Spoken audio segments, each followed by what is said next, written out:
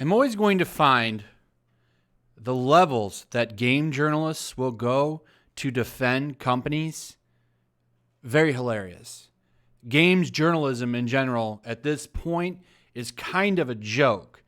I mean, all you've got to do is look at The Last of Us. Did a video on this morning, and all of the reviews on here, never has there been a better case of corruption in games journalism than this picture.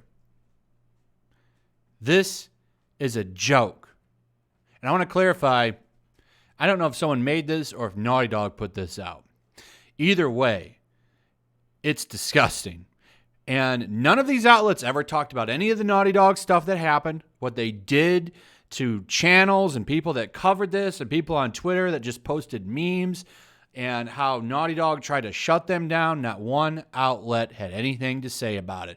But it's funny, the responses they have to things like this. So the PlayStation 5 design caused a ton of memes because a lot of people are making fun of how it looks.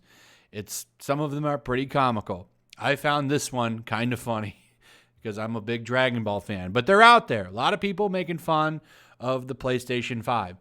And I think it's all fun. It's just a good time. But then, lo and behold, you start to see articles like this pop up. It doesn't matter what the PlayStation 5 looks like. There are questions to be answered, but aesthetics won't decide the console generation. Literally an article simping. Literally simping for PlayStation's design and how the memes don't matter. Dude, nobody said the memes mattered. They're fun. And it really doesn't matter if it's ugly or if you think it's good looking or not. How the system looks isn't going to sell it. At the end of the day, what's going to sell the PlayStation 5? Well, that's video games. But for some reason, we now need to write a whole article saying it doesn't matter what the PlayStation 5 looks like. There are questions to be answered, but aesthetics won't win the console generation. Duh. Everyone knows that. This is a whole article that's unnecessary, but it's funny. Where was this article when Naughty Dog and Sony were abusing the copyright system? Where was your article on that, Aaron? I just find this funny. Nobody covered that in games journalism. Not one outlet talked about it. But we'll get a whole article on how the PlayStation 5 memes are terrible and they don't matter.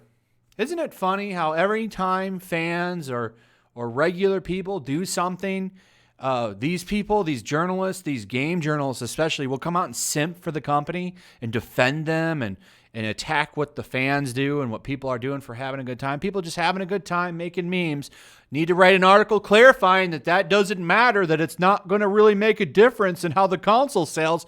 Duh. I couldn't figure that one out, Aaron.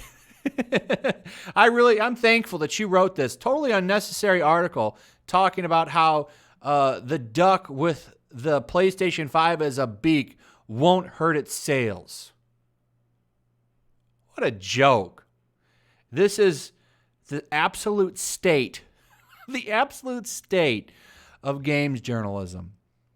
Let's take a look at some of this, shall we? The PlayStation 5 is an unattractive piece of tech. At least that's what everyone I've spoken to says so. The second it was announced, the memes began, comparing the PS5 to routers, Alienware PC towers, and anime legends, all of them ridiculing a fairly low point in Sony's incredibly strong design history. Really? This is just such a joke to me. I hope Sony sees this and maybe gives you a job somewhere in their department. I don't know. Is that what the point of this is? Shooting for a job at Sony?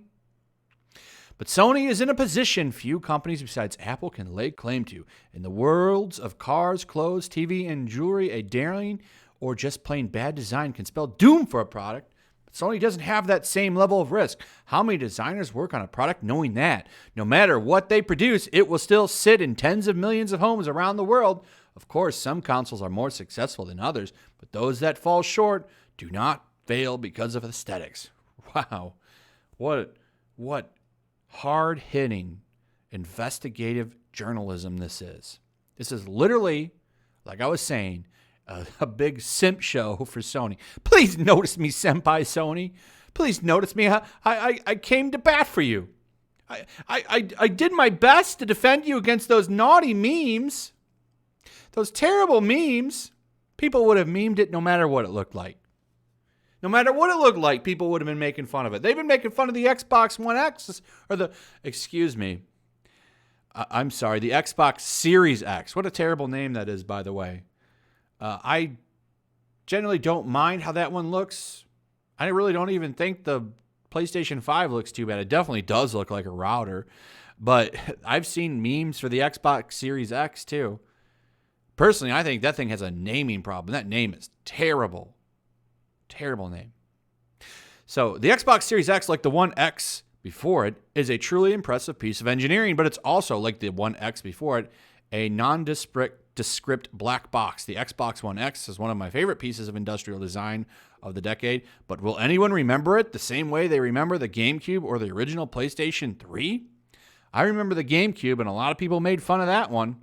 They made fun of how it looked and how it had a handle on it.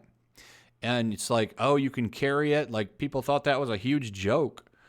And you want to know what's funny? It was the game journalists that made those jokes. They don't do that anymore, do they? There was a big change in the way things are ran with games journalism, the way things are ran in games journalism over the past few years. I've noticed, I think a lot of people have noticed that. I mean, I think there was like a whole movement or something, right, that popped up talking about games journalism. Doesn't seem like it's changed much.